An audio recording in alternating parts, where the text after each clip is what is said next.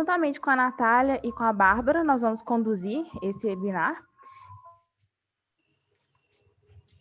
Fomos a primeira edição dos Embaixadores Nucleares, ano passado, e no final nós fomos nomeados embaixadores nucleares da ABEM, e a gente ficou muito feliz com isso.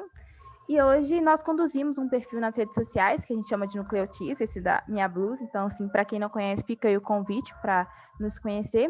E nós agradecemos a ABEM por nos convidar para fazer parte desse webinar e por nos dar a oportunidade, mais de uma vez, de fazer parte da Semana da Ciência Nuclear, que a gente sabe que é muito importante isso para a sociedade. E antes da gente começar, algumas instruções, né, para a gente ter um webinar bacana. Primeiro, né, eu peço por gentileza para que os microfones fiquem desligados e, se possível, as câmeras ligadas para a gente poder ver os rostos de vocês. E os microfones, é claro, se tiver alguma pergunta, alguma colocação, pode ligar a qualquer momento. E o chat, acho que todo mundo está conseguindo acesso ao chat, se não, por favor, avise. Ele pode mandar pergunta a qualquer momento que a gente vai anotar e passar para as outras pessoas. Então é isso, e a gente queria agradecer a presença de todos, e a gente sauda a presença dessas ilustres presenças, né? Do Carlos Alberto, do Cláudio Ubirajara, do Edson Kuramoto, do Carlos Maris e do Rogério Arcuri. Então é um prazer poder estar hoje aqui com vocês. Isso aí, Laura, obrigada pela introdução. Então, aos participantes, fiquem à vontade também para mandar as perguntas, curiosidades. Temos grandes personalidades da área nuclear aqui, mas ninguém melhor do que eles mesmos para poder se apresentar e contar um pouquinho sobre o que eles desenvolvem, se tem alguma linha de pesquisa, o que eles fazem. Bem rapidinho, uma introdução. Então, eu vou convidá-los, vou chamando pelos nomes, que aí a gente fica mais organizadinho. E logo após a apresentação, eu já queria emendar uma perguntinha.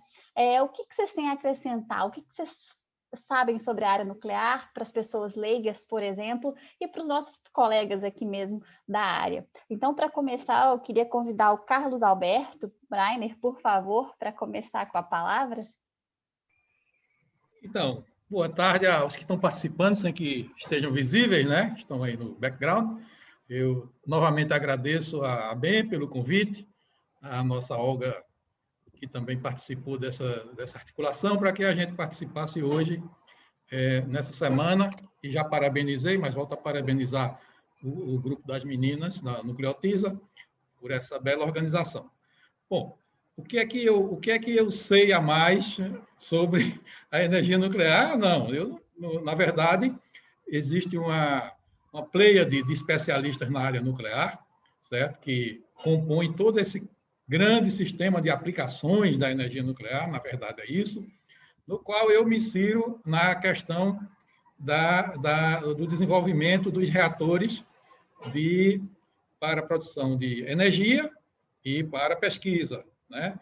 Mas, nos últimos anos, eu vou aproveitar, deixa já para falar, eu tenho considerado que a geração atual de reatores para a geração de energia elétrica, que chama essa G2 ou G3, né? Geração 2 ou 3, eu nem me preocupo mais com ela em pesquisar, em desenvolver trabalhos, porque ela já está completamente consolidada, certo?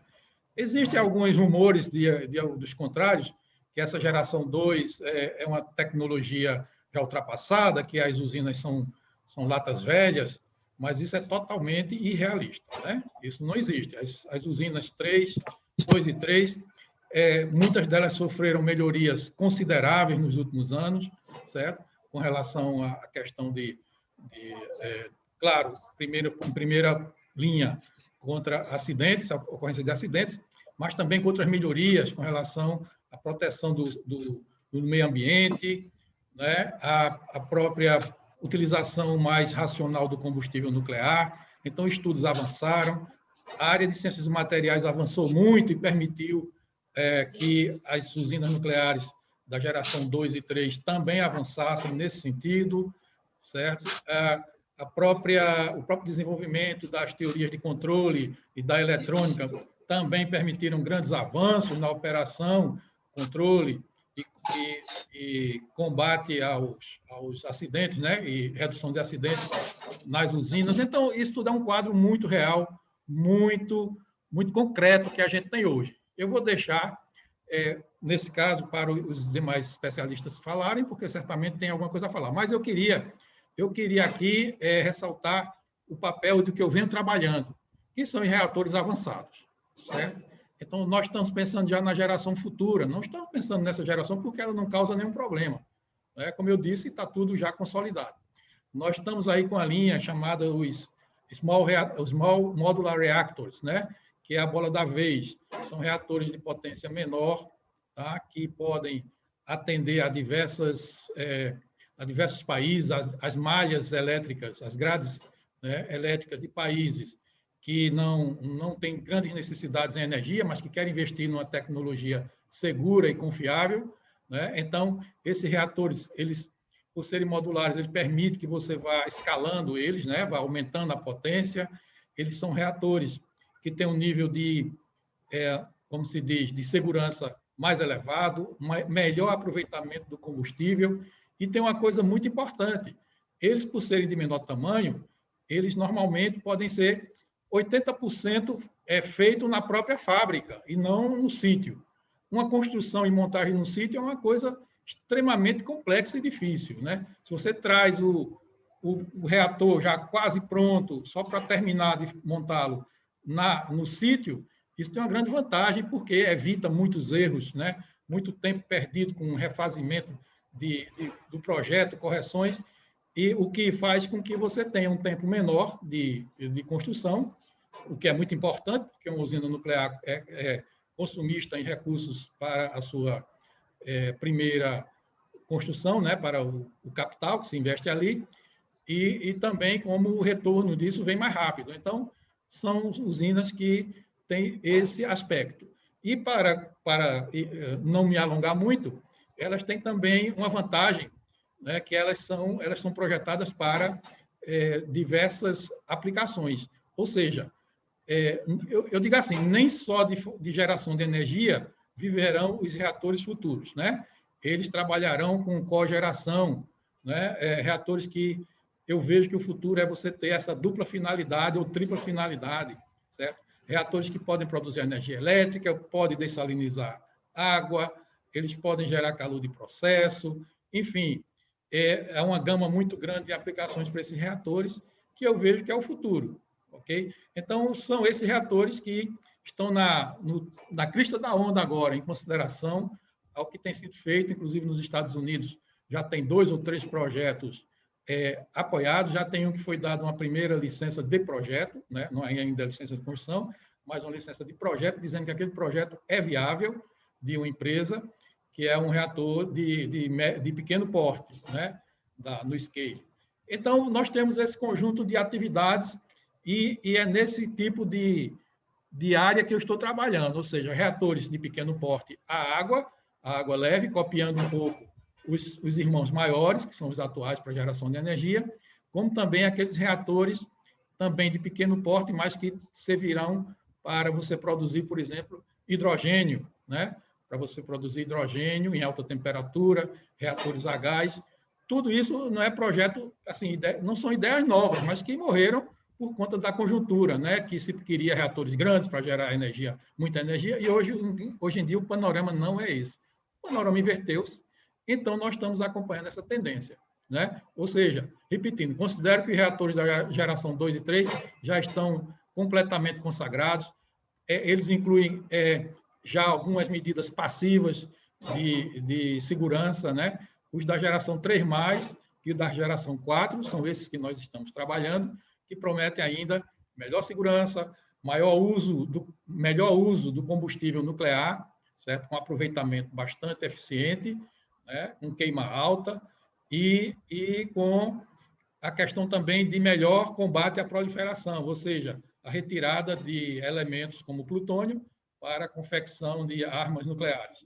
Então, tudo isso faz parte do combate. As pessoas, os contra, né, acham que a gente está relegando tudo isso, mas nós vemos a questão econômica, a questão social, a questão ambiental, né, que está tudo incluído nesse mesmo pacote. Quanto menos você minerar urânio, melhor. Você podendo aproveitar o tório, que é um dos nossos projetos, também aproveitar o tório, né, que já foi muito falado no início, né, da década e meio de 60, mas projetos que morreram. Então, o que a gente faz não é novidade. A gente está, digamos assim, ressuscitando numa nova visão, vários projetos interessantes, vinculados aos reatores de pequeno porte, como eu falei. Então, é isso. Se tiverem mais alguma pergunta depois, eu estou aqui disponível, tá ok? Tá ótimo, Carlos. Muito Obrigado. obrigada. Muito obrigada. Eu acho assim que você abordou temas importantíssimos, inclusive para o público leigo, né? Você falou de segurança, falou de combustível, então a gente está dando aí uma outra visão, né, para a energia nuclear. Muito legal. Obrigada. Agora o Cláudio Birajara também, se ele se apresentar, por favor, e comentar um pouquinho a respeito da ciência nuclear. Boa tarde a todos. Muito obrigado pelo convite, o pessoal da Nucleotiza, que é já nossos conhecidos desde do INAC. Eu sou Cláudio Almeida, presidente da ABEM, e sou aposentado da Comissão Nacional de Energia Nuclear, tendo experiência na área de reatores de potência também.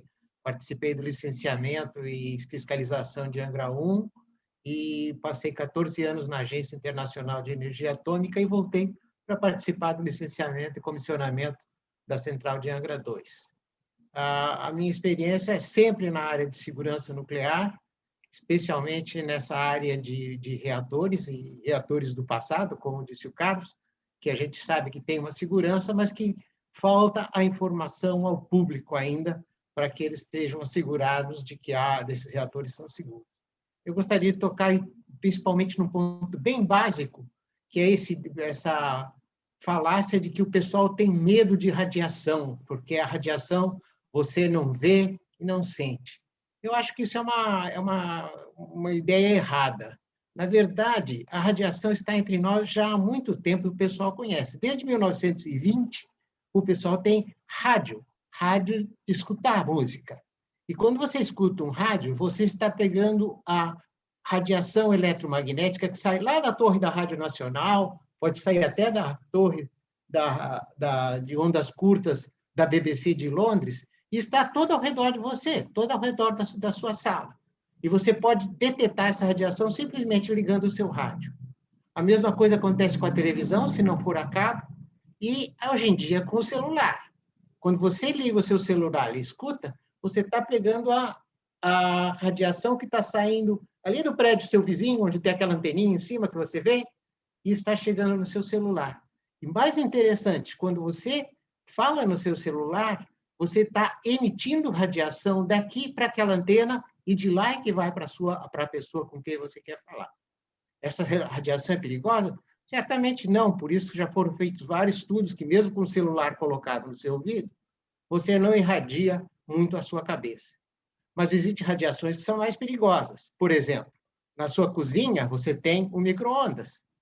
E esse micro-ondas, você não vê a onda, não sente a onda, mas você sabe que se você botar um alimento ali dentro, ele vai ser cozinhado.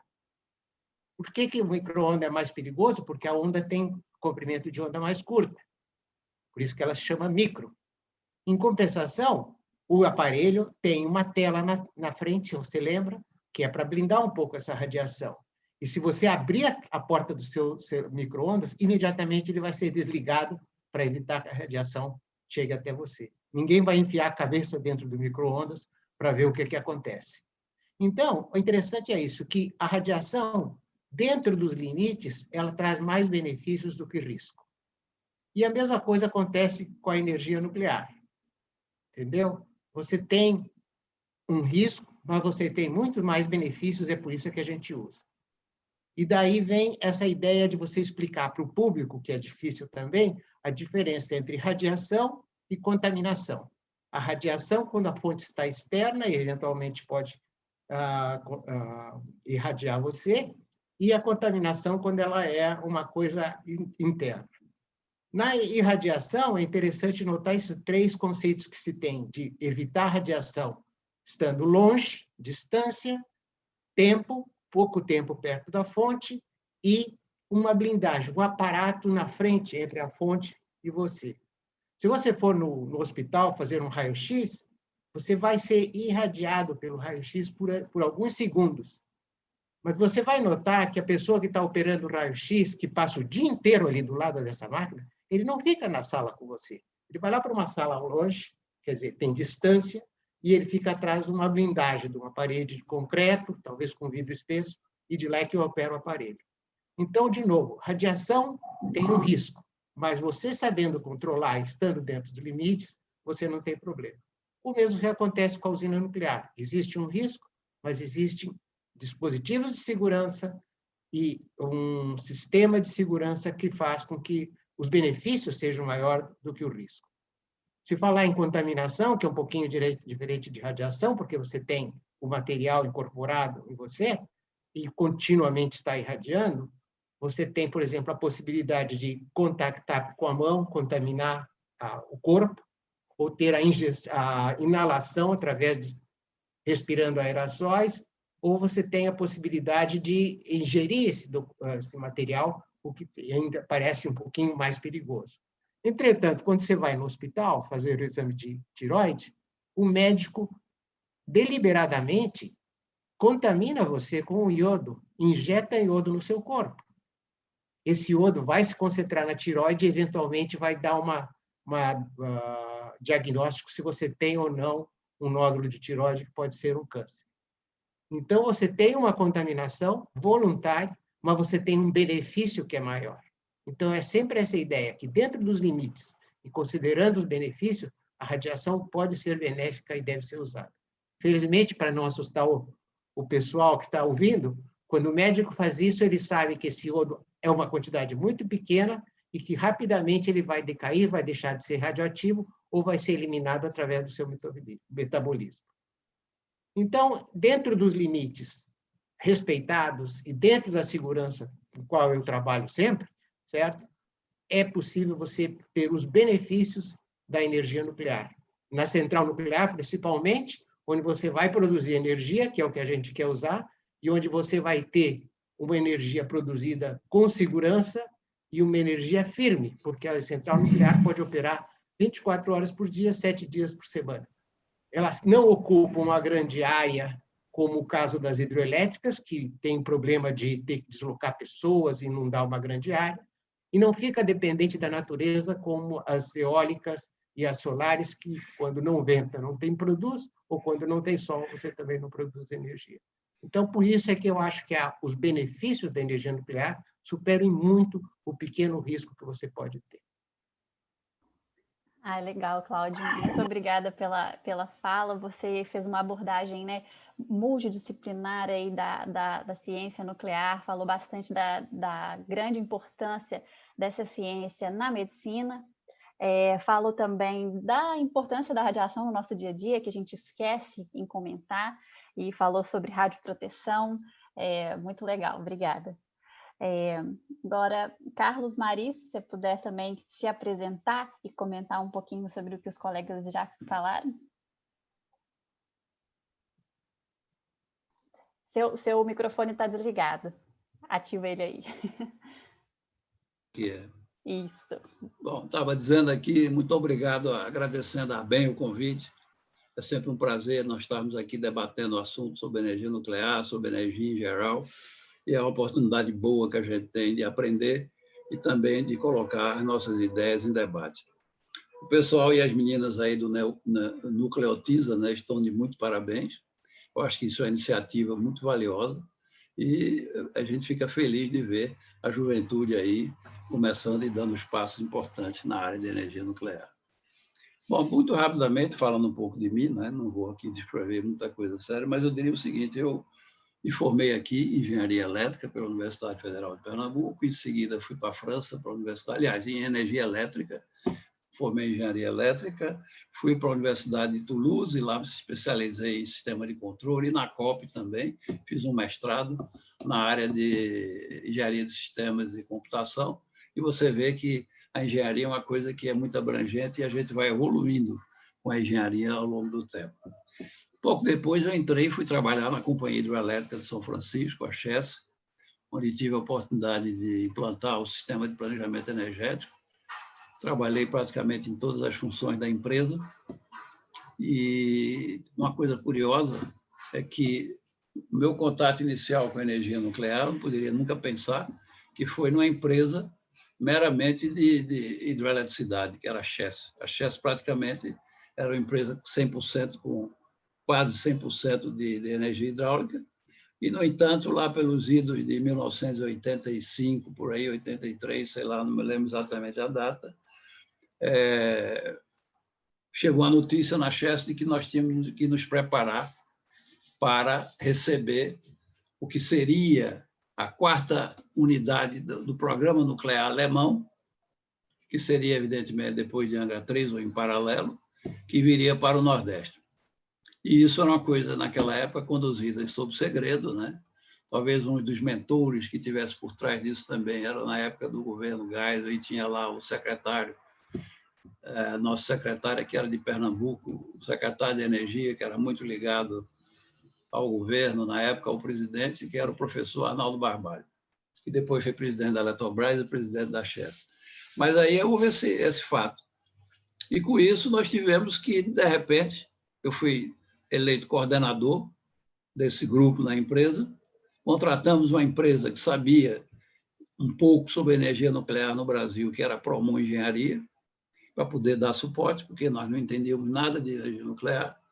E assim foi, e montamos um trabalho envolvendo o alto escalão da empresa, algumas pessoas, dando assim, os que faziam a gestão da empresa, e, ao mesmo tempo, desenvolvemos, em paralelo, um documento de trabalho com a Promon, que ia sendo discutido para e passo, até chegarmos próximo à instalação de sítios. E chegamos até a encontrar alguns sítios, nessa época, aqui no Nordeste, mas, vocês conhecem bem, nem Angra 3 ainda está pronta, e as coisas no Brasil, nessa época, deram para baixo, e o programa nuclear ficou parado, e assim, evidentemente, que essa iniciativa ficou no papel, num documento bastante volumoso, que existe até hoje esse documento, que é um espetáculo de documento, porque faz todo um beabá, desde o início da fissão nuclear até chegar à escolha de sítio, quase que uma coisa assim, vamos dizer, pedagógica, e que tinha que ser um pouco pedagógica mesmo, porque as pessoas precisavam, na época, não só ler o documento, mas também aprender um pouco como rodar, andar de bicicleta, como se costuma dizer, né? E trocar o pneu em movimento. Mas foi uma experiência muito boa. E, a partir daí, eu tive esse primeiro contato com a energia nuclear dessa forma e nunca mais me separei, aqui e acolá. É bem verdade que, no ano de 90, eu saí da empresa, da Chess, para poder trilhar outros caminhos no setor privado, e fiz isso durante muitos anos, até chegar o ano de 2009, quando eu fui convidado, tive a honra de ser convidado pelo presidente da Eletrobras, juntamente com o presidente da Eletronuclear, para vir chefiar aqui o escritório regional do Nordeste, que foi instalado aqui em Recife, por conta do plano 2030, que tinha sido publicado no final de 2007, e que dizia que o Brasil ia construir novas 4 usinas nucleares, das quais 2 eram no Nordeste e outras 2 eram no Sudeste. Isso, então, você veja o seguinte, o plano dizia que era para construir, mas a primeira pergunta que você fazia era dizer aonde? Sei que é no Nordeste, mas que lugar? Que local? Ninguém tinha. Porque quando você faz uma hidroelétrica, normalmente você dispõe do que se chama de um estudo de inventário, onde nesse estudo de inventário você tem catalogado possibilidades de quedas hidráulicas com pequenos projetos e que ficam arquivados, e na hora de que construir você sabe que tem aquilo lá. No nosso caso da nuclear, não era assim, e tivemos então que começar a fazer esse estudo. Então, uma das prioridades do Escritório Regional do Nordeste foi exatamente a escolha de sítio aqui na região. Nós fomos pioneiros nisso porque a prioridade era que primeiro se fizesse as usinas do Nordeste e depois as usinas do Sudeste. Então, a escolha de sítio começou por aqui, e assim foi feito. Então, o que é que aconteceu? A Eletronuclear contratou a COP, o FRJ, e escolheu uma metodologia essa que foi do EPRS, do Instituto EPRS lá dos Estados Unidos, que tinha o EPRS Site Guide, que dava todas as orientações de como escolher um sítio nuclear. E essa metodologia foi utilizada e a Eletronuclear, conjuntamente com a COP, montou esse sistema e assim foi feito. E assim fomos fazendo estudos aqui na região, de modo a encontrar sítios possíveis de receber centrais nucleares. Uma das limitações que se dizia era que tinha que ser, no mínimo, 6 unidades. Então, a gente tinha que escolher sítios que pudessem comportar centrais nucleares com 6 unidades. Em paralelo com isso, a gente tinha um trabalho muito importante para fazer, que era o relacionamento institucional.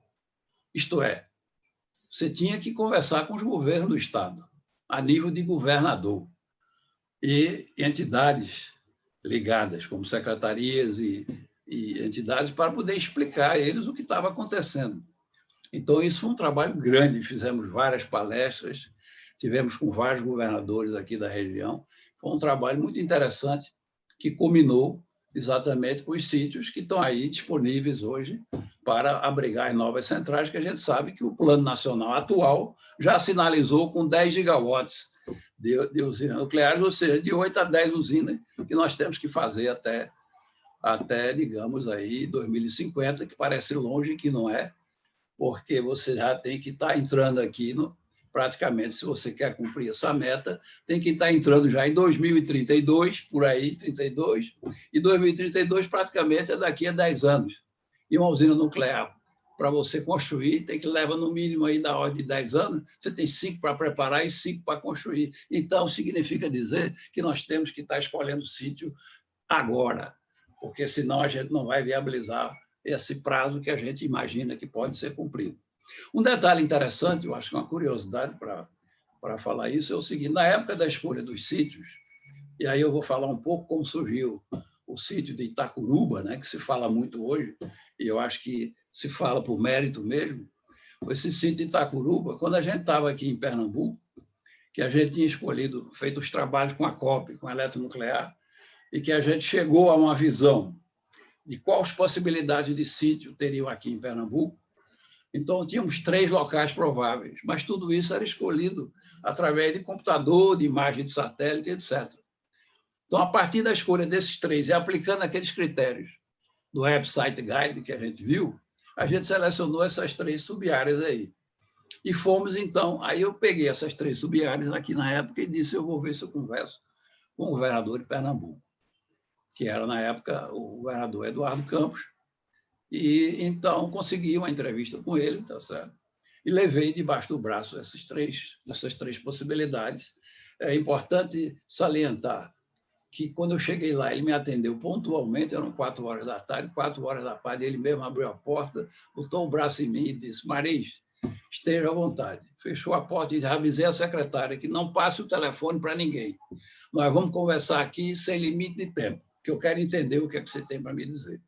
E a conversa foi altamente frutuosa, como é de um grande executivo, tá certo que ele era, e daí surgiu o sítio de Itacuruba, que, na verdade, se chamou inicialmente de Sítio de Belém de São Francisco, porque coloquei para o governador as 3 hipóteses e disse: governador, com a sua experiência de conhecimento e o conhecimento que tem no estado de Pernambuco, o senhor poderia indicar aqui algum sítio provável que fosse mais interessante para o estado de Pernambuco? Ele não titubeou e disse: em Belém de São Francisco. Levantou-se, tinha um mapa enorme lá nas costas dele do estado de Pernambuco, foi para a região e disse: Mariz, se for possível, aqui em Belém de São Francisco. E a missão da Sheila: quando é que eu posso começar? Ele disse: ontem.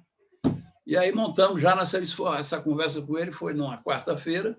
Na quinta-feira eu estava na Eletronuclear, conversando com o presidente da Eletronuclear, e montamos uma equipe aqui, que na segunda-feira já veio para cá, junto com a COP, com tudo, etc.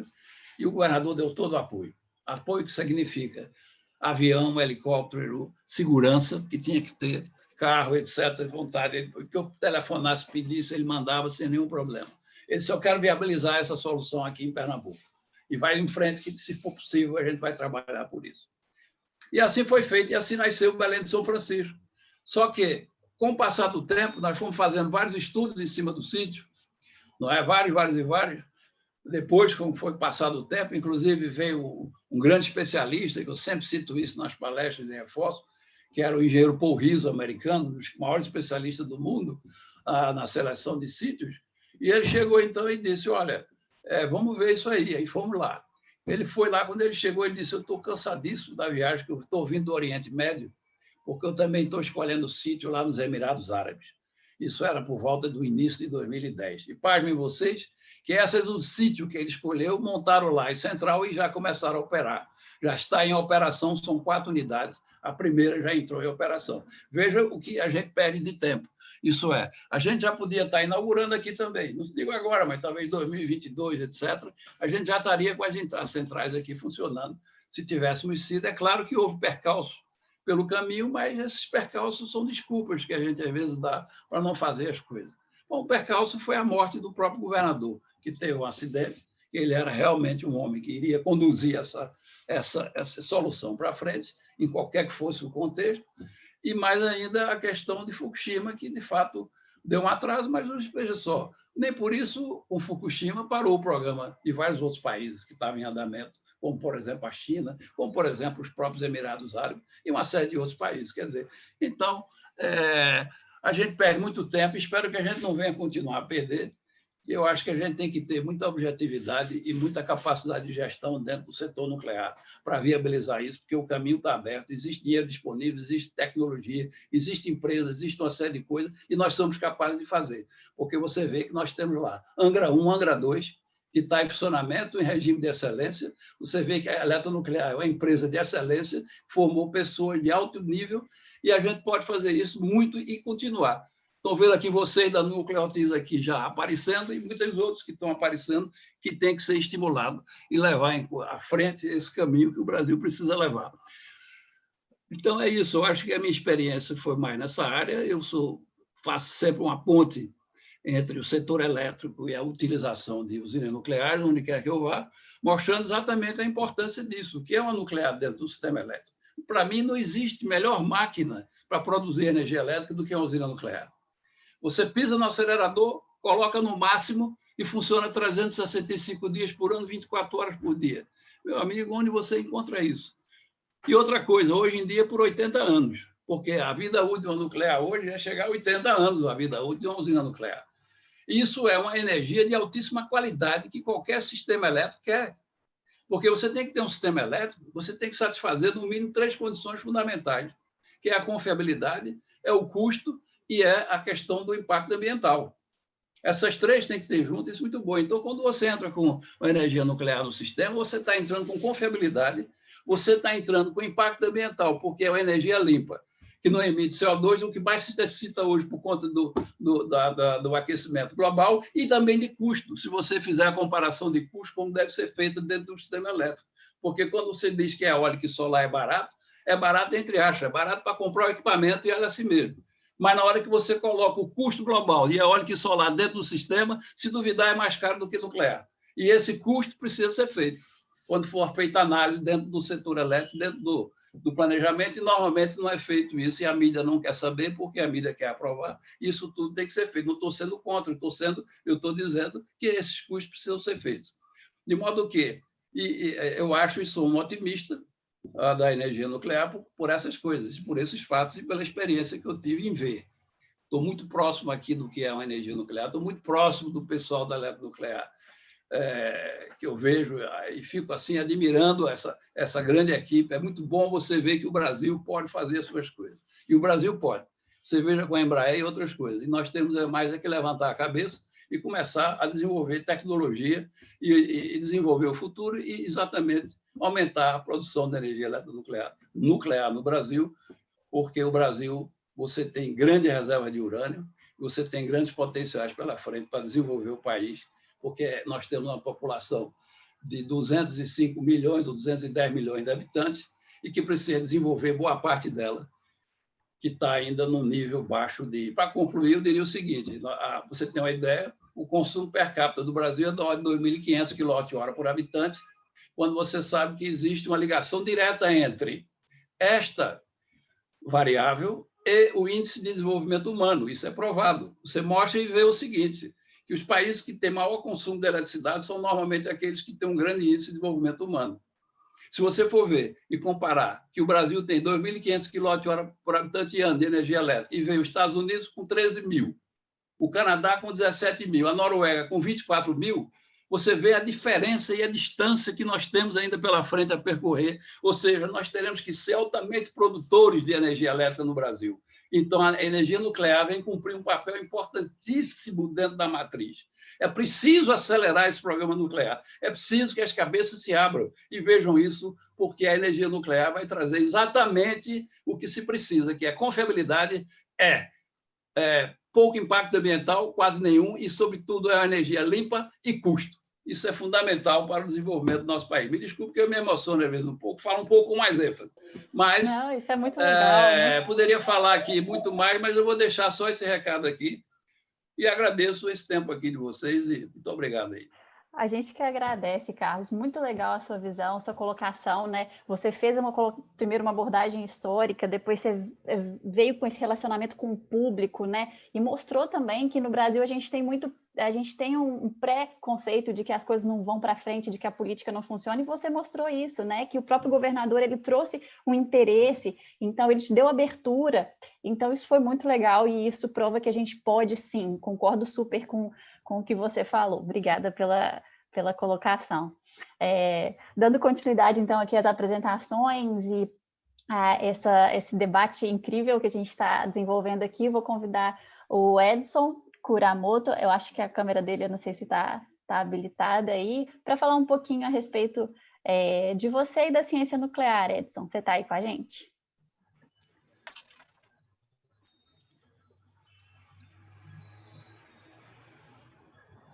Deve ter tido algum problema de internet, né? Não sei. Vou passar, então, a palavra para o Rogério Arcuri, também a gente estava aqui se apresentando no comecinho, gostaria de que ele se apresentasse também para as pessoas que acabaram de entrar no nosso webinar. Rogério, você está aí com a gente? O Rogério sumiu também. O Rogério e Edson sumiram. Então, enquanto eles estão ali, enquanto eles não voltam, já surgiu uma pergunta no chat aqui, até dando uma continuidade ao que o Carlos estava falando agora, a respeito de projeto ambiental, né? Foi uma pergunta relacionada a se o país, né, se Angra tem um projeto ambiental para futuras mudanças climáticas. Algum de vocês gostaria de colocar alguma coisa a respeito disso? Tanto os Carlos, o Cláudio, podem ficar à vontade para responder. Eu queria falar sobre isso. Rogério, você está aí. Eu estava até respondendo aqui no chat. Tá. Exatamente essa pergunta do Fernando, né? Isso. Habilita a sua câmera, Rogério, habilita a sua câmera. É o que eu estou fazendo agora. Então, se você pudesse apresentar e depois responder o Fernando para a gente, por favor. Então, só falando do Fernando aqui, que a eletronuclear possui sim, tá? Foi estudado isso foram exigências do Ministério Público e tal, sobre essa questão de mudanças climáticas. Ela tem plano de contingência, que inclui a questão de elevação do nível de mar. Então, para isso foi construído um grande mole na frente das usinas ali, e também sobre a questão de tufões, né? Furacões, quer dizer, ventos de grande velocidade, enfim, tudo ligado a essa questão mudança climática. Isso está contemplado nos planos de contingência da eletronuclear, tá? Então, e alguém também respondeu que, além disso, ela tem plano de contingência para tudo: emergência radiológica, emergência diária, emergência geral, acidente radiológico. Ela está muito bem preparada, a eletronuclear está muito bem preparada para enfrentar, e isso é testado, né? Periodicamente, 1 ou 2 vezes por ano, há exercício simulado de evacuação e tal. Então, isso aí a gente está tranquilo quanto a isso, tá? Ok? Eu também respondi uma outra pergunta dele, falando sobre a questão de licenciatura, né, que ele tem, se é possível, um aluno, né, o Caio Portela também respondeu a ele, dizendo se é possível uma licenciatura em física, ele fazer um plano de iniciação científica em nuclear. Claro que sim, tá? Eu sugiro, aqui no Rio, eu conheço muito bem o da UERJ, é um programa excelente que tem na UERJ, é tocado pelo professor Ricardo Barros, que é uma pessoa magnífica, e ele também atua muito fortemente, de maneira muito destacada, na ABEM e no INAC. Ele cuida dessa área toda de júnior posto, de parte de iniciação científica. E ele toca esse programa na UERJ. Eu sei que tem um também, tenho notícias que tem um programa nessa área na COP da UFRJ, mas esse eu não tenho mais detalhes, mas pode entrar aí no site, vai achar facilmente. Aqui no Rio, tá? Eu não sei exatamente onde o Fernando é, tá? Não sei se ele é daqui do Rio, se ele é de fora do Rio. Não saberia dizer, tá? Mais alguma coisa aí? Você quer que eu vá? Você quer que eu toque aqui já a minha apresentação, minha fala, alguma coisa Isso, assim? por favor, por favor. Então, tá bom. Primeiramente, agradecer mais uma vez a vocês, do Nucleotiza, que a gente travou conhecimento com vocês lá no INAC do ano passado, vocês ganharam o prêmio e tudo, embaixadores nucleares. O trabalho de vocês é admirável. Eu tive o privilégio de julgar, fui ser um dos julgadores do trabalho de vocês e realmente dei uma nota muito alta, porque o trabalho é excelente e nós estamos vendo agora que não morreu, e é isso o mais importante. Eu também queria ir nessa linha que vocês fizeram a pergunta antecipadamente, salientar pontos que eu acredito que são importantes para o melhor entendimento da área. Um que eu tenho que é isso aí, é a continuidade de ações, tá? A gente vê muita coisa aqui no setor nuclear, esses 40 anos em que eu atuei no setor nuclear diretamente, tá? A gente vê muitas boas ideias, muitas grandes iniciativas que começam e fenecem. Não há aquela que a gente chama, lá atrás, quem estudou qualidade, com Deming, fala sobre constância de propósitos. Tá? É muito difícil a gente ver isso dentro do setor nuclear. E vocês estão mostrando que é possível fazer. Tá? Ganharam o prêmio, não esmoreceram, continuam tocando e fizeram essa grande iniciativa aqui para a semana, que é esse bate-papo aqui com pessoas mais experientes e tal. Não vou falar mais velhos, porque eu vou trair a minha idade, mais experientes, digamos assim. Né? Então, eu queria saudar vocês por essa iniciativa de vocês, maravilhosa, agradecer o convite que vocês me fizeram junto também. Dizer também que do meu grande prazer e privilégio de estar aqui compartilhando essa sessão com companheiros aí também de longa data, que mais que companheiros são amigos, né, como o Marinho, o Cláudio Almeida, o Brainer, né, veterano lá do INAC 2009, lá de Recife, né, Brainer, lá de 2009, aquela jornada histórica, não só para Belém, como para Recife, como para o Brasil, onde o Maris também participou, e também do Kuramoto. O Kuramoto acho que saiu meio do ar aqui, ele disse que eu vi qualquer coisa que tinha congelado o negócio dele lá. E aí, ó, apareceu mais uma aqui, ó. A Celina Seolim disse que fez iniciação científica na área nuclear na Universidade Federal de Santa Maria, lá no Rio Grande do Sul, tá? O professor Cláudio Oliveira Graça. Então, sempre vai ter alguém por aí, é só catar, porque é possível, sim, fazer iniciação nessa área. A gente, no INAC, os posters dos estudantes, há sempre um grande número deles, são, aliás, os únicos que podem fazer em português, de iniciação científica. Um grande número, sempre há, e sempre trabalhos da mais alta qualidade, tá? Que são contemplados, inclusive, com prêmios no final. Só dando uma palhinha, eu falei rapidamente que eu já comecei há 40 anos nesse setor, né? Trabalhando primeiro em Furnas, depois na eletronuclear, por conta daquela cisão e fusão que aconteceu, e trabalhei sempre na área de operação e manutenção. Então, participei muito do licenciamento da usina de licenciamento e comissionamento da usina de Angra 1, né? Então, eu fui um dos responsáveis pelo planejamento do recebimento de toda a primeira carga de combustível nuclear, de 120, 130 elementos de combustível que a gente recebeu, em várias viagens. Era uma verdadeira operação de guerra naquela época, isso foi em 77, 78, né? E eu participei disso, fiz todo o planejamento junto com a equipe de manutenção de Angra 1, o fundo que implantou essa divisão de manutenção lá, escrevendo mais de 200 e tantos procedimentos, principalmente na minha área, que é a área de mecânica, né? Mas dando palhinha também, elétrica, experimentação e tal. E outra atividade importante no comissionamento de Angra 1, da qual eu participei, foi o teste integrado, ILRT, como a gente chama, né, de vazamentos, do vaso do reator. A parte também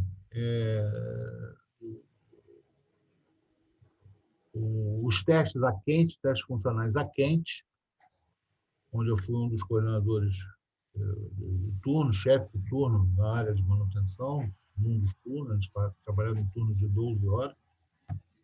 E logo depois teve o core load, né? O primeiro carregamento do núcleo do reator, e logo em seguida eu fui convidado, foi quando eu saí de Angra, para atuar no departamento de planejamento e apoio para a operação de manutenção, não só de Angra 1, mas também já começando a fazer de Angra 2. A primeira tarefa que a gente fez, que a gente tinha que fazer com antecedência, era já planejar a primeira parada para recarregamento de Angra 1. E foi onde eu também comecei a atuar, já no Rio de Janeiro. E aí fui em frente. Depois passei para uma área de engenharia. A gente vai sempre migrando nessa época. Tive depois um convite para passar praticamente 3 anos na França, querida França do Maris, né, Maris? Lá na cidade de Lyon, atuando num centro de engenharia de manutenção, na verdade, que avaliava lá, na época, quase 60 usinas nucleares que tinha na França, né? O Maris estava falando por que a gente não vai para frente, tem que ir, tem que... Só lembrar o seguinte, a França, ela desenvolveu um projeto, um programa, que começou lá nos idos de 79, 80, logo depois da crise do petróleo. Ela tinha mais de 70% das necessidades energéticas da França, naquela época, eram supridas por combustíveis fósseis, sobretudo óleo combustível, que é o pior que pode existir em termos de produção de carbono, e com os 2 choques do petróleo que aconteceram naquela época, 73 e 79, os preços dispararam, e o De Gaulle ainda era presidente, né, o Maris? Acho que ainda era ele que fez esse lançamento, falou: a gente tem que fazer alguma coisa, não pode ficar dependendo disso. O De Gaulle deve ter ficado até o finalzinho da década de 60. Mas ele participou dessa Mas ideia. ele participou da decisão. Da decisão. Dessa decisão. E aí a França tinha reserva, né? A França não, mas as colônias, sobretudo as colônias, tinham bastante reserva de urânio, e eles partiram para o nuclear. E colocaram, e aí o pessoal fala muito que a gente é meio sonhador quando diz que até 2030, 2040, a gente tem que ter 10 usinas, ou 20 usinas, ou 5 usinas, ou o que seja. Lembrar o seguinte, nesse período aí de pouco mais de 30, 40 anos, a França construiu 60 usinas, de grande porte, todas elas. Eu faço só uma adenda a você aí, Arcuri. E a maioria dessas usinas ela construiu dentro de um espaço de 10 anos. Ela fez uns 40 e poucas usinas em 10 anos. É isso aí. É impressionante. Então, não é impossível, tá? Tem um exemplo da França aí que agora inverteu. O que antes era 70%, 75% de fonte térmica, de fonte combustível fóssil para a geração de energia elétrica, passou a ser hoje 75% de geração elétrica com fonte nuclear, tá? E ainda hoje... A China, abrindo um parênteses aí também nessa linha, Arcuri, a China está com um projeto de entrar a cada ano 6 a 8 usinas nucleares por ano. Não é por 10 anos, é por ano. E ela está fazendo isso, né, Marisa? Ela já está fazendo isso, já está ficando nessa linha, né? Ela já tem feito isso, eu diria para você, já tem uns quase 10 anos que ela vem fazendo usinas nucleares nesse ritmo, né? Não, é porque ela tá construindo, sei lá, umas 20 usinas nucleares nesse momento. Mas eu estou dizendo que a entrada em operação seria de 6 a 8 por ano. Por ano, exatamente. Por ano. A França chegou a colocar, por ano, 4 usinas por ano. O pico do seu programa, chegou a colocar 4 usinas por ano. Então, não tem o que temer, não tem, é possível, é tecnicamente possível, sim, é economicamente possível, sim. Então, é muito mais a questão de decisão política, isso não tenho dúvidas quanto a isso. É uma decisão que precisa ser tomada, e tomada, como o Maris frisou, tomada já. Não adianta o Ministério dizer que está fazendo plano 2035, que vai ver, que talvez tenha usina nuclear e tal. Aí você vai ler o plano, o centro das atenções desse plano ainda é gás natural, né? Então, não tem condição isso, gente. Não tem condição. Nada contra o gás natural, nada contra nenhuma fonte. O Brasil precisa de todas elas.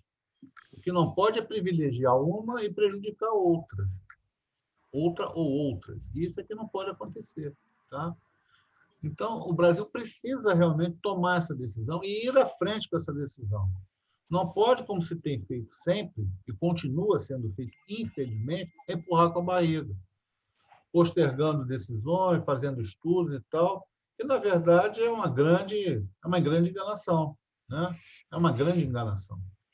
Há que ter uma firmeza de propósito, há que ter uma firmeza, como estão tendo, por exemplo, na questão do programa nuclear da Marinha e do submarino. Lá as decisões são firmes, são consistentes, são coerentes. Ontem mesmo o presidente Bolsonaro foi lá em Aramar, né, para inaugurar lá uma coisa importante lá do reator, que vai ser o futuro reator, que vai ser colocado no submarino nuclear. O programa está tocando. Por quê? Porque há a decisão política de tocar, a verba para isso. Precisa fazer a mesma coisa. E veja bem, quando a gente fala, a ABEM defende sempre o uso pacífico de todas as utilizações de energia nuclear. Não é só para geração de energia. Tem toda aí, o Brainer é dessa área também, é a parte toda de aplicações, tá? E aí o Cláudio falou medo da radiação e tal, e as pessoas usam radiação o tempo todo e não percebem isso. E não percebe, por exemplo, que você está usando radiação quando você faz uma tomografia, por exemplo. Tem radiação ali. Tá? Quando você infelizmente, você é obrigado a fazer uma radioterapia. Quantas vidas não foram salvas por conta desse benefício da energia nuclear? Não é? Os radiofármacos, como a gente chama, né? Toda a parte de medicina nuclear, é altamente desenvolvida no país, mas que precisa de incentivo permanente, de verbas permanentes, senão ela acaba deteriorando. Né? Nós temos aí esse reator multipropósito, que já começou a ser tocado há vários anos, e, mais uma vez, a coisa parece que está meio na base do opa, não faz marola, deixa ele aí, encosta para o canto. Não, gente. Isso tem que ser tocado. Esse programa é maravilhoso, tocado pelo grande Perrota, né? Um dos maiores especialistas em energia nuclear no país. Então, esse também é o papel da ABEM, é defender e incentivar essas iniciativas. Então, quando você pergunta o que é mais importante, eu já mais ou menos toquei, quer dizer, essa constância de propósito tem que haver, essas decisões políticas consistentes, coerentes, firmes e, sobretudo, a questão de comunicação, que é o que vocês estão fazendo. A gente tem que comunicar muito, comunicar sempre, mostrar sempre, quer dizer, esse tipo de iniciativa que está sendo um grande sucesso, né? Eu vi ontem, por acaso, aquele negócio da visita virtual para a usina nuclear, de Angra. Então, como eu diria, é importante esse tipo de comunicação. Absolutamente importante. Eu estava falando, então, essa visita virtual chegou a ter 400 pessoas assistindo. Eu vi lá no sitezinho, na plataforma que estava levando ao ar, chegou a ter 400 pessoas assistindo. Hoje nós estamos aqui, deixa eu ver quanto tem agora. Já teve mais de 30, agora está com 28. É um bom número. Uma sexta-feira à tarde, né? É excelente. Mas isso, a gente tem que multiplicar mais esse tipo de iniciativa. Tem que multiplicar mais. Exato. E a ABEM, ela, um dos papéis que ela tem é fazer isso. É comunicar sempre, é incentivar, fez o Embaixadores Nucleares, está participando dessa Semana da Ciência Nuclear, e a gente vai estar sempre com isso. A gente vai estar sempre, vamos incentivar ainda mais, na próxima gestão, esse tipo de atuação. E é muito legal ver jovens como vocês, e como os outros que estão aqui, eu estou vendo vários aqui pelas perguntas, né?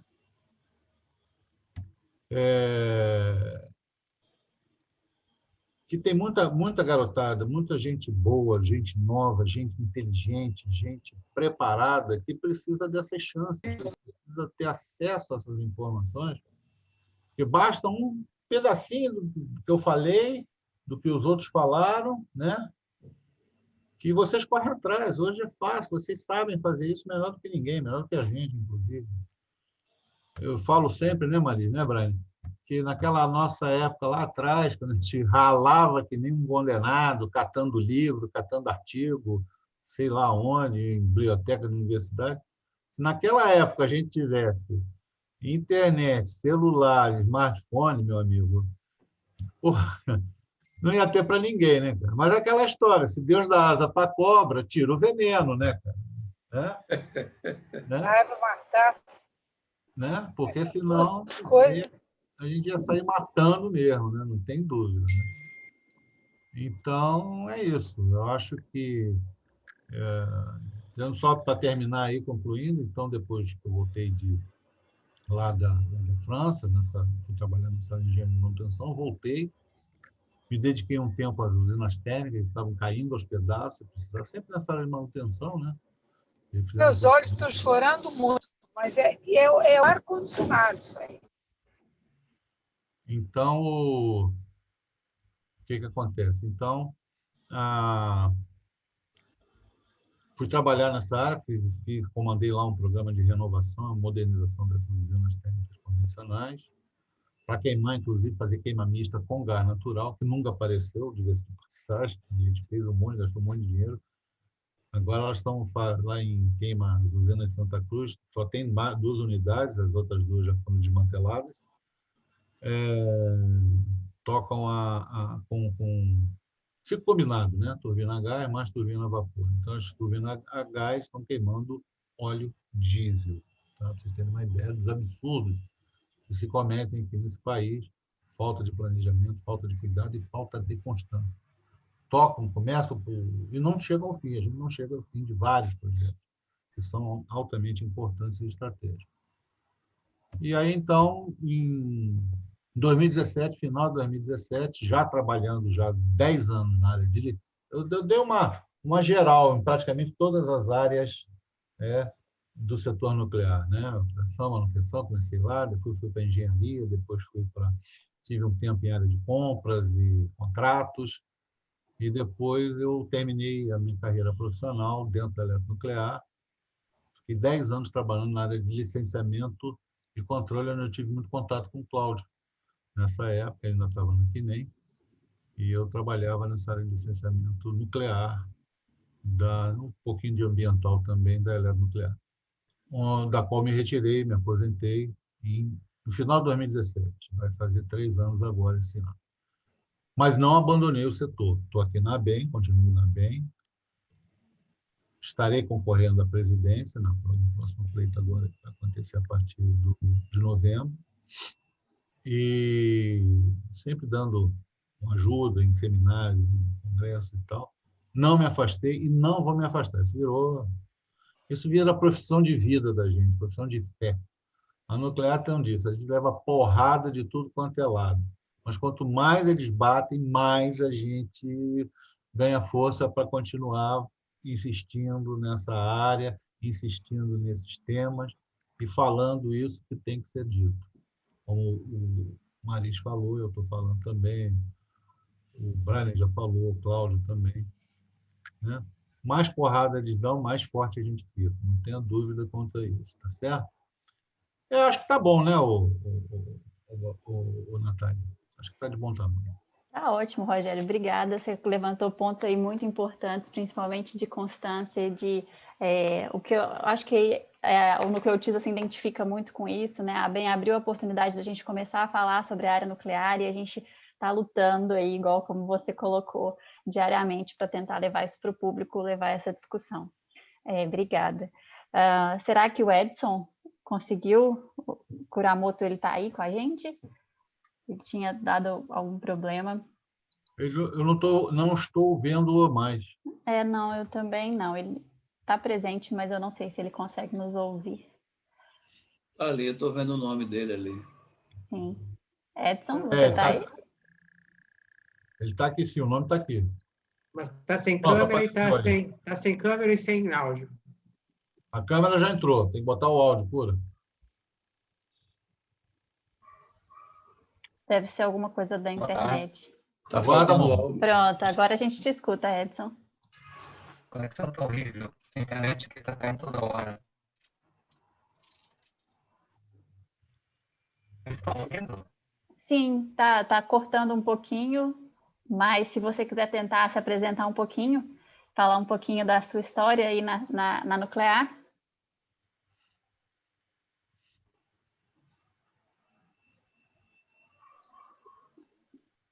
Não sei se a internet dele vai dar conta, gente. Enquanto ele vê ali o que ele pode fazer quanto à internet, eu queria convidar algum de vocês, os Carlos, o Cláudio ou o próprio Rogério mesmo. Tá ouvindo? Tá ouvindo. Não sei se a gente vai conseguir. O Fernando colocou aqui no chat a respeito de fake news na área nuclear. Algum de vocês gostaria de comentar a respeito sobre essas falsas notícias que aparecem na nossa área e que prejudicam muito o andamento?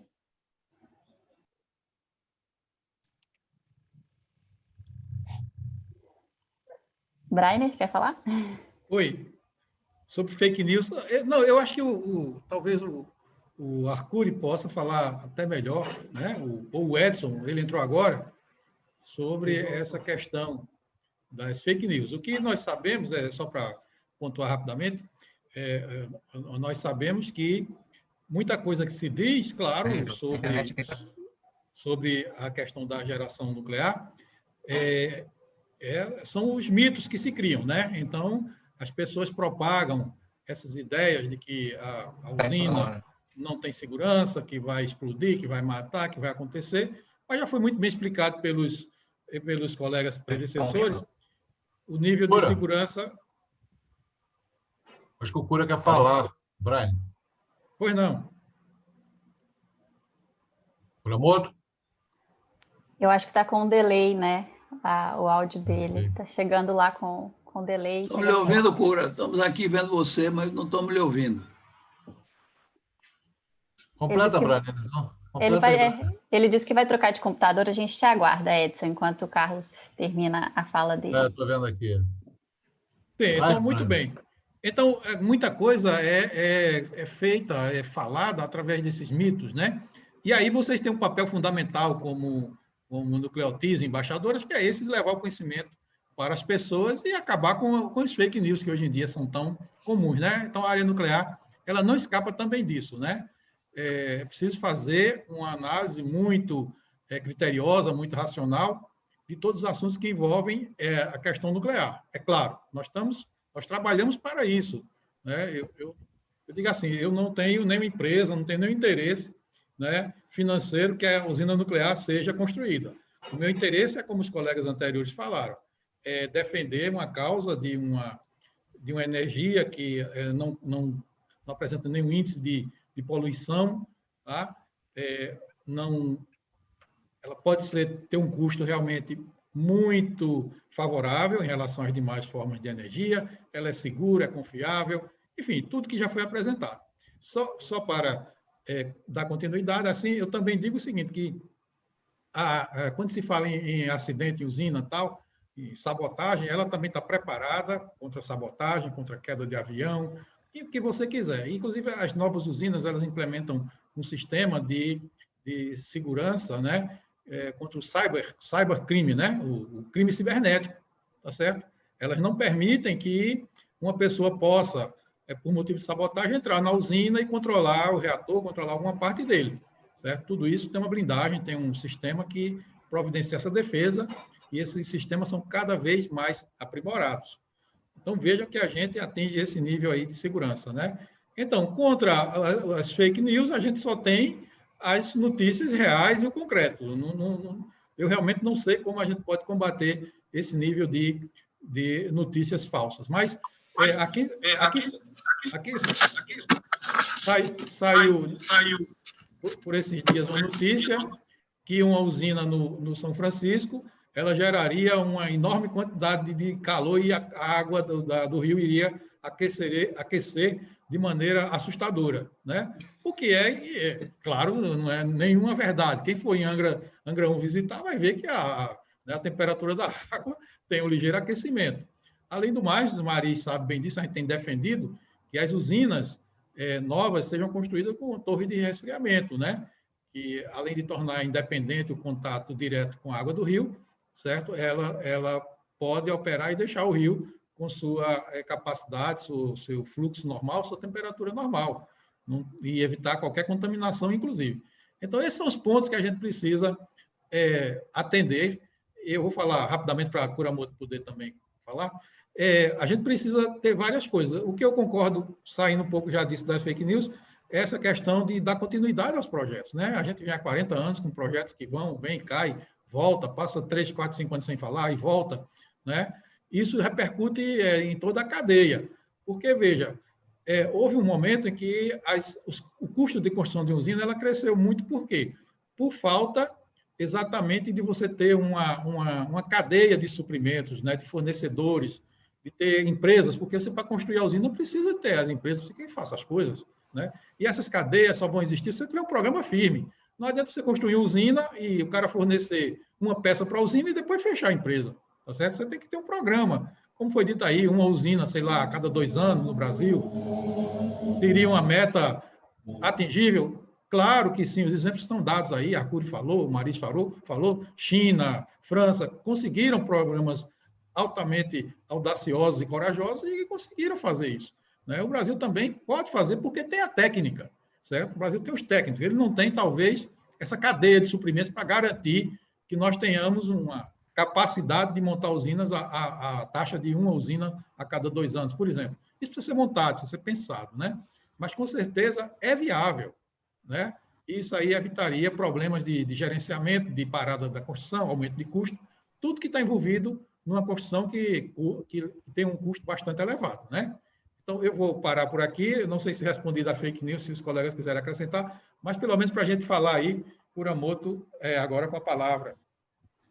Acho eu que é ele, né? Não é? Isso, Kuramoto, obrigada. seja bem-vindo, Kuramoto. Natália. Isso aí. Desculpe, eu tive que trocar de computador. Agora sua voz está boa aqui. Kuramoto, a gente queria saber a respeito um pouquinho do que você faz na área nuclear. Se apresente aqui para a gente, por favor. Meu nome é Edson Kuramoto, né? Eu trabalho atualmente na Eletronuclear, eu sou chefe da assessoria de combustível e análise de segurança.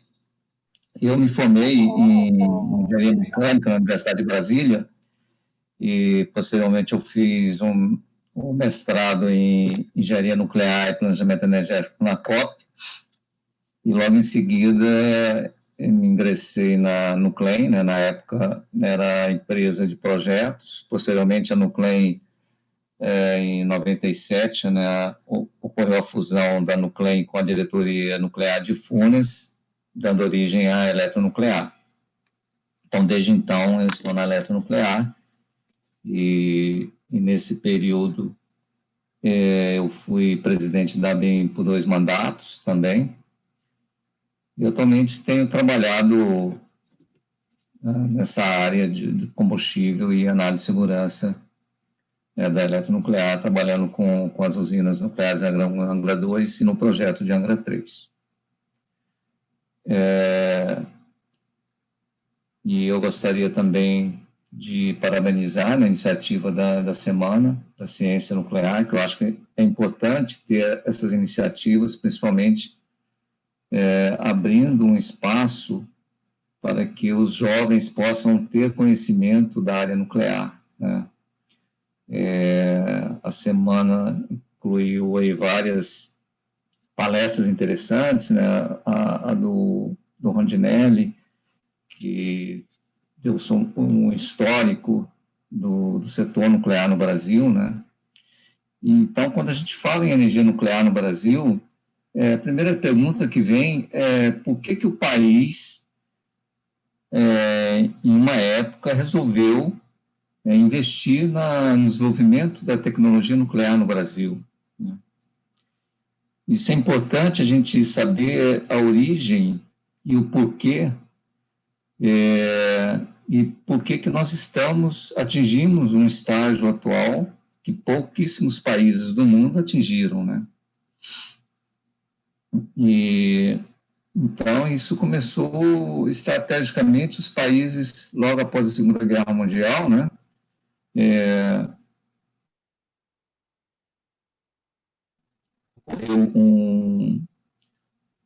Na ONU, comissão para analisar uma proposta americana sobre o domínio do minério de urânio no mundo. Somente os países centrais, né, teriam esse privilégio de utilizar o minério de urânio do mundo, né? Então, devido a um esforço muito grande da comitiva brasileira, coordenada pelo almirante Álvaro Alberto, que conseguiu detonar esse projeto Baruch, que era uma proposta americana. Então, a partir daí, o Brasil, e não só o Brasil, né, todos os países do mundo descobriram que a energia nuclear seria uma energia estratégica para o mundo. Naquela época ainda era uma questão militar, mas que posteriormente descobriram que teria outras utilizações, né? Que ela poderia ser utilizada em outras áreas. E isso trouxe para o mundo, da mesma forma que o petróleo abriu várias áreas de atividades, né, tecnológicas, a energia nuclear, a partir daí, então, abriu um campo vasto de aplicações. E uma delas, que é de grande utilização, é a geração de energia. Então, essa importância estratégica para o país do domínio da tecnologia nuclear, né, que vem desde lá, e a partir daquela época iniciou-se a criação de institutos de pesquisa. O IPEM foi criado nos anos 50, o CNPq foi criado também com a intenção de alavancar um programa nuclear brasileiro para a formação de especialistas nessa área, que naquela época não existia. Então, desde lá, o programa nuclear vem sendo desenvolvido, de certa forma lenta, mas com uma base muito forte, né? O Brasil hoje possui aí vários institutos de pesquisa, universidades que investem na pesquisa de energia nuclear, né, dessa tecnologia. A Comissão Nacional de Energia Nuclear coordena o IPEM, o CDTN, o CRCN, o IRD, né, o IEM. Então, são todos esses institutos que promovem, desenvolvem a tecnologia nuclear no Brasil. Então, ao falar de energia nuclear, a gente tem que cobrir todos todas essas pesquisas, né, e esses ramos do desenvolvimento da tecnologia nuclear. Então, o tempo que a gente tem é curto, né, para falar sobre tudo, quase tudo da energia nuclear no Brasil. Então, eu elenquei aqui os itens que eu considero mais importantes para as pessoas leigas que não conhecem a energia nuclear no país, o que é desenvolvido, né? E a importância desse setor para o desenvolvimento do país. Então, hoje, o mais importante, né, o Brasil possui a fonte dessa energia, que é o urânio. Hoje, o país ocupa o 8º lugar em produção, né, em torno de 5%, e os 3 países que dominam a produção de urânio no mundo é a Austrália com 29%, o Paquistão com 13%, o Canadá com 9%, sendo que o Brasil possui uma reserva ainda não prospectada, né?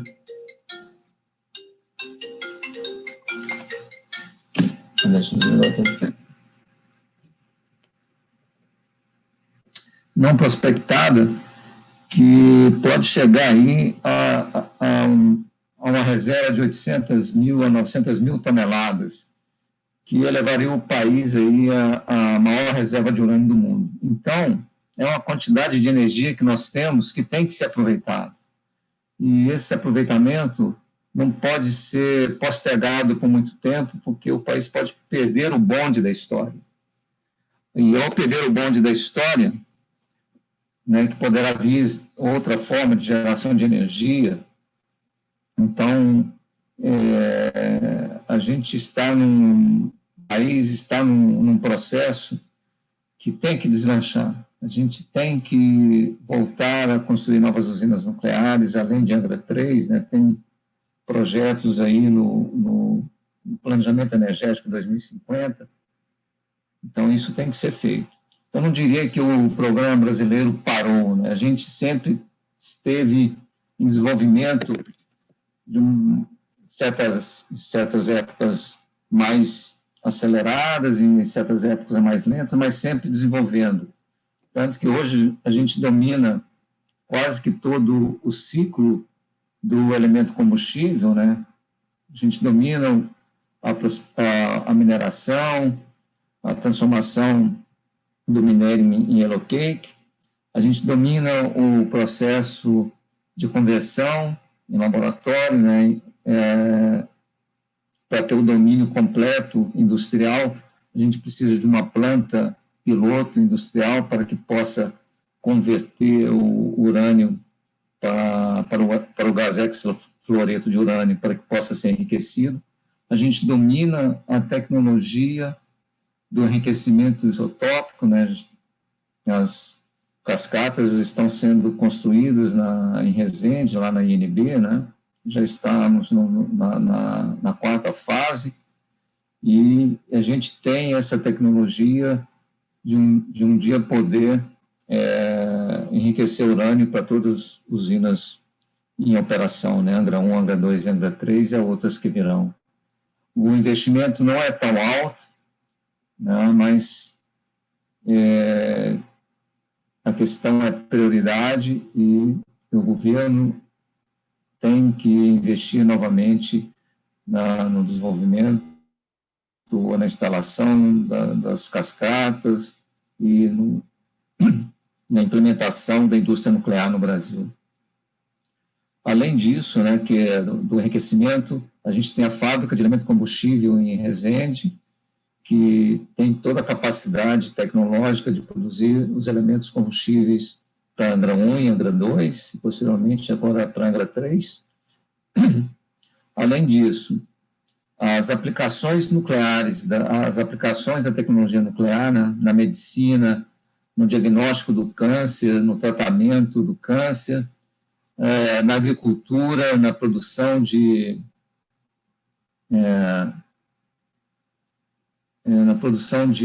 frutas, flores, na exportação desses produtos com a irradiação, né, de frutas que permitem a exportação de frutas por meio de transporte mais barato, por exemplo, por navio, né? A irradiação permite que essas frutas sejam exportadas e tenham um amadurecimento mais lento. A melhorias de pedras preciosas, o tratamento de esgoto, né? As aplicações nucleares, né, têm uma aplicação ampla. Então, é bom ter o conhecimento que não é só na produção de energia, né? A gente tem aí a aplicação da tecnologia nuclear em várias áreas de nossa vida. Para vocês terem uma noção, né, da energia nuclear no mundo, né? Hoje existem 442 reatores em operação e distribuídos em 33 países, né, com 55 reatores em construção. Então, isso mostra no mundo a importância das usinas nucleares na contribuição para a redução do aquecimento global, né? Se a gente comparar com as usinas eólicas e com as usinas a gás e a carvão, que emitem grandes quantidades de gás que aumenta o efeito estufa, né? E a gente tem que considerar, que já foi falado aí pelo Marise, pelo Arcuri, que a solução para a geração de energia, para suprir as nossas demandas, não passa por uma só alternativa, né? São várias, a combinação de várias alternativas para suprir a nossa demanda de energia. Hoje a gente tem uma demanda per capita próximo, um pouco abaixo da demanda per capita de Portugal, por exemplo, né? E se o Brasil tiver um desenvolvimento econômico sustentável, dobrar a nossa capacidade instalada hoje, que está em torno de 125, 130 mil megawatts. E para dobrar, não serão as eólicas e solares que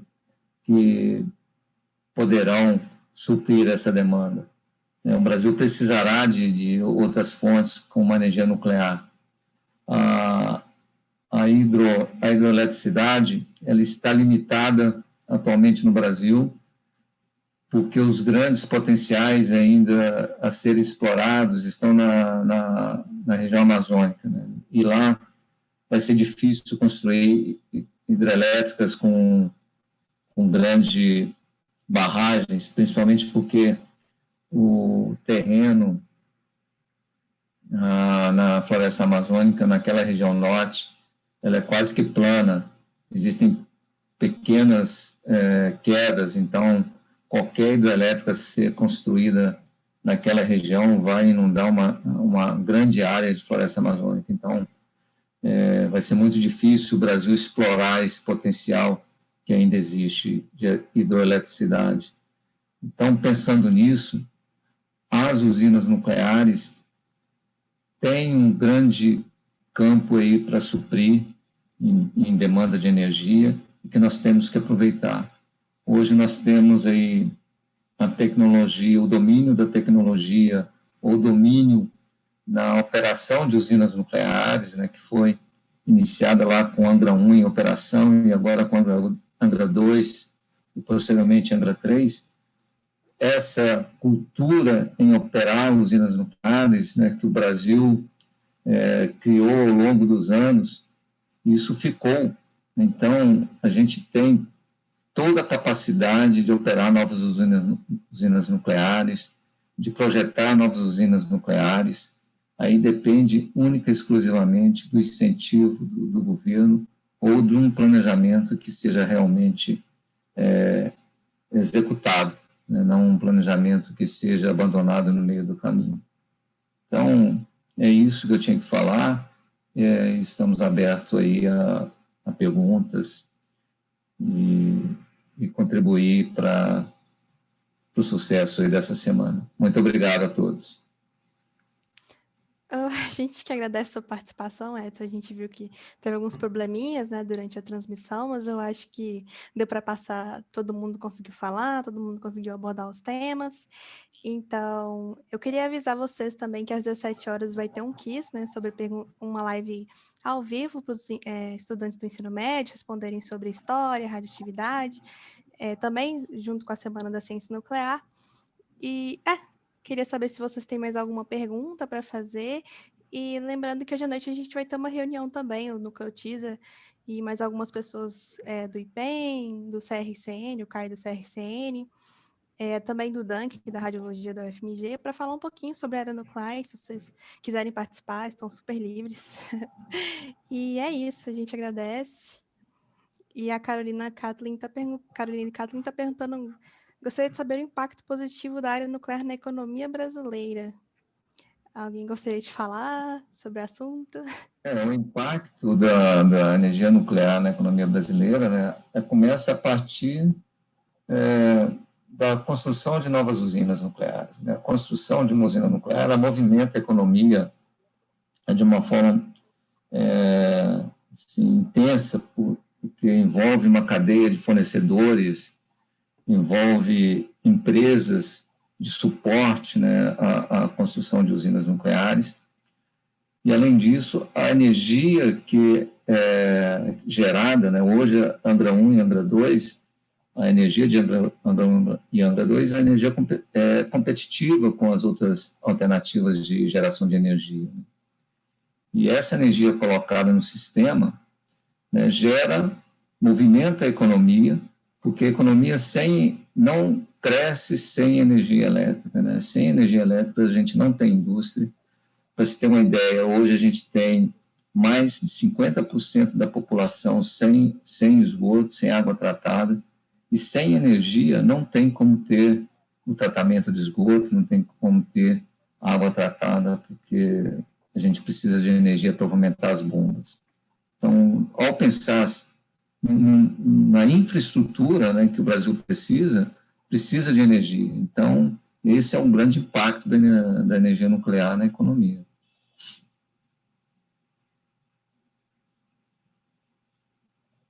Nossa, que ótima resposta.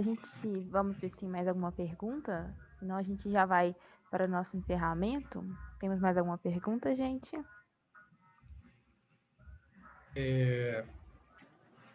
Laura, eu queria só falar um minutinho apenas, né? Claro. O que eu queria fazer era convocar aqui essa nova geração, essa juventude, né, para que ela possa se agregar nessa nossa batalha, porque vocês viram que há uma extrema competência que foi construída ao longo dos anos na área nuclear, certo? Essa competência, ela tende a se perder se não houver reposição das pessoas, né?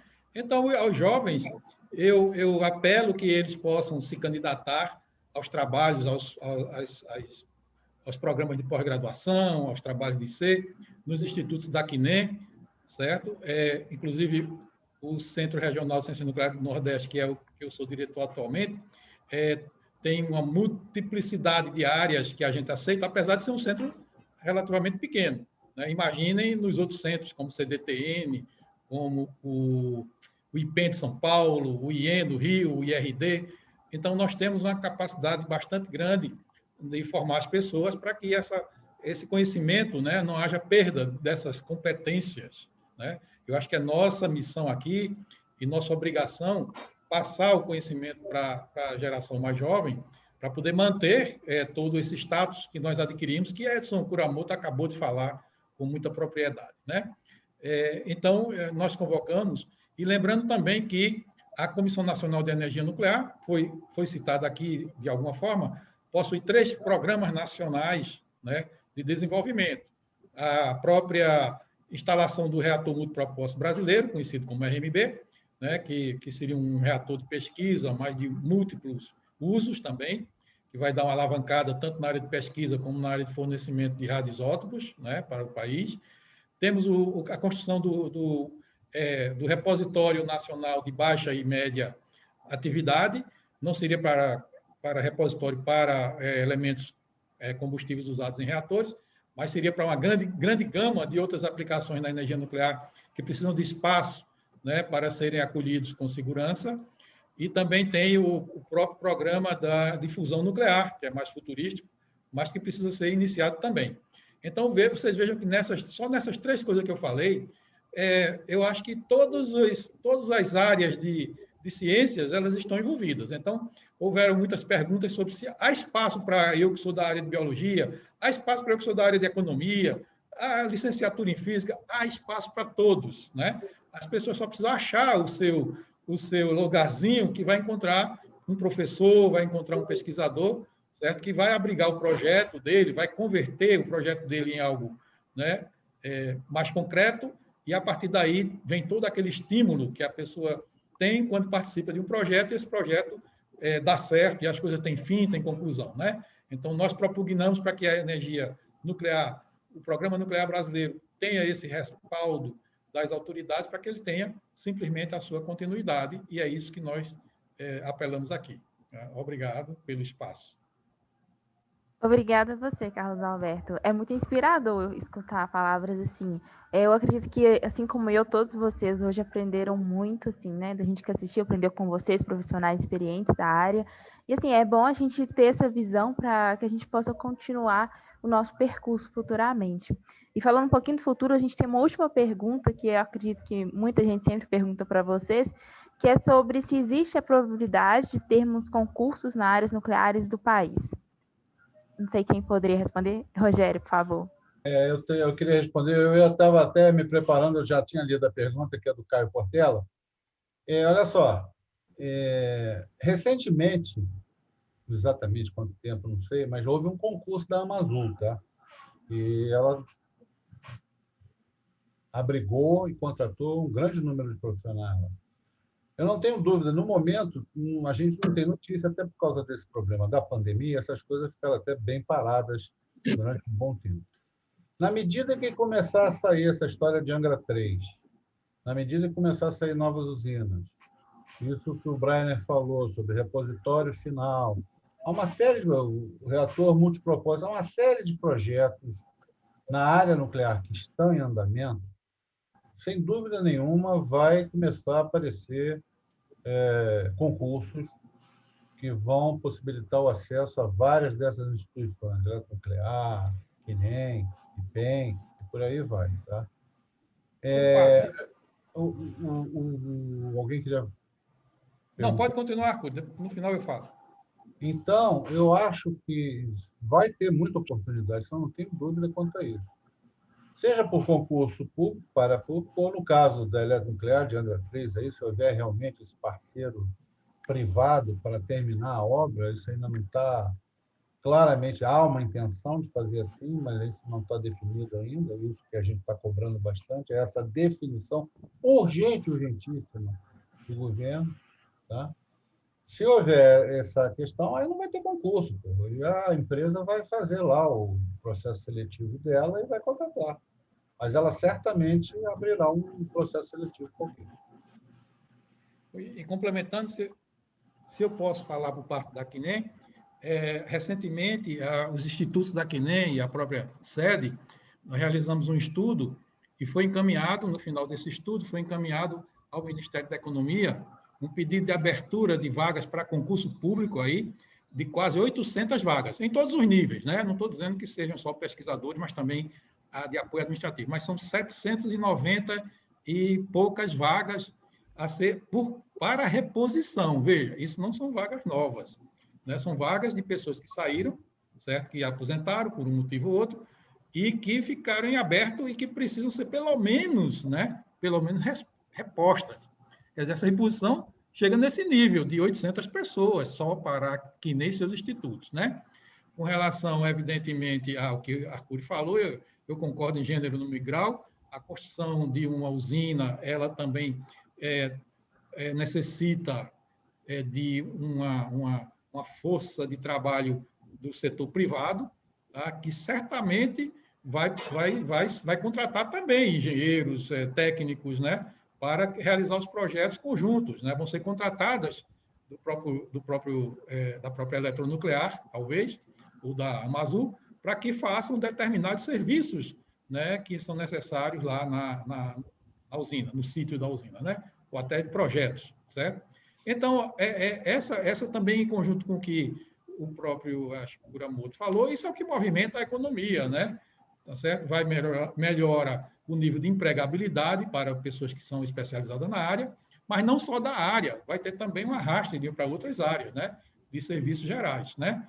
Como apoio, tudo isso é um arraste de bem-estar, de renda, de empregos, que se cria quando você tem um programa nuclear forte, né, e consistente.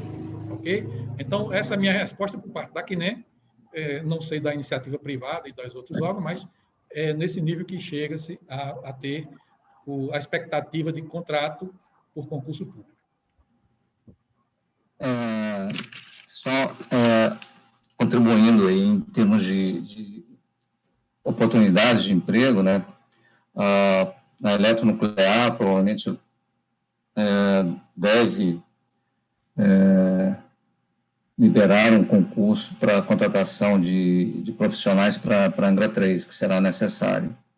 E um ponto importante que o Rainer colocou é que tanto os institutos de pesquisa da Comissão Nacional de Energia Nuclear quanto a eletronuclear nos últimos anos perdeu mais de 50%, eu diria em torno de 60% dos profissionais que foram treinados na Alemanha, nos Estados Unidos, né, com 35, 40 anos de experiência. Nos últimos 5 anos, nós perdemos aí 60% desses profissionais. Então, essas áreas vão ter que ser, essas perdas terão que ser repostas, né, porque a empresa tem que manter a sua capacidade de trabalho, a capacidade tecnológica. Então, com certeza, teremos oportunidades aí para frente. E com construção de novas usinas nucleares, por exemplo, né, terá necessidade de novos profissionais. E a questão que eu vejo também, não é só no Brasil esse problema da média de idade alta dos profissionais da área nuclear. Isso tem ocorrido no mundo todo. Tanto que alguns alunos que se formaram em graduação da engenharia nuclear da UFRJ saíram do país, foram trabalhar ou na França ou na Espanha, né, que tem oportunidades para novos engenheiros nessa área, no mundo todo, nos Estados Unidos também. Então, eu vejo que investir nessa área, quem tem o ideal de trabalhar com a energia nuclear, não terá dificuldade em conseguir vagas ou em institutos de pesquisa, na Comissão Nacional de Energia Nuclear, no programa nuclear da Marinha, que está em andamento, né? Então, teremos grandes oportunidades no setor nuclear. Nossa, que bom saber que assim, a gente vai poder ter oportunidades no setor nuclear futuramente, né? Porque a gente estuda, faz mestrado, doutorado, então é bom poder ter essa visão futura.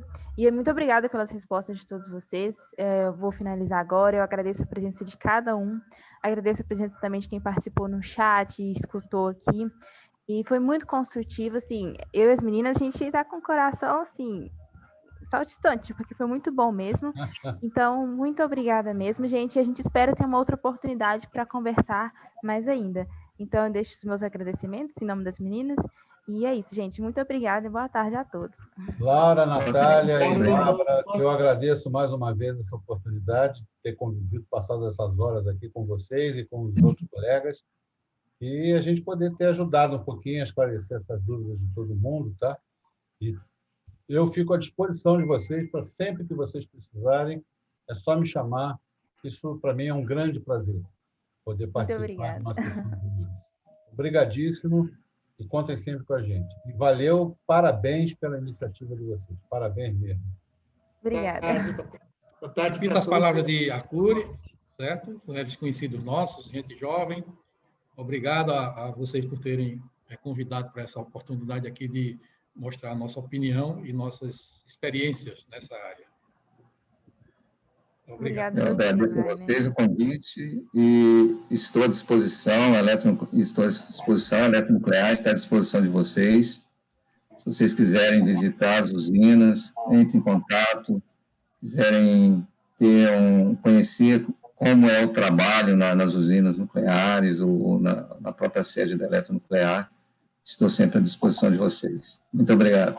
Eu sigo também aqui com os agradecimentos e dizer que foi muito bom poder participar nessa sexta-feira à tarde de um seminário, de um bate-papo tão gostoso de todos vocês. Eu acho que esse mostra o brilhante caminho que a gente tem pela frente aí na mão dessas meninas também. Obrigado a vocês. Obrigada, gente. Foi ótimo. Tchau. Queria só terminar fazendo aqui fazendo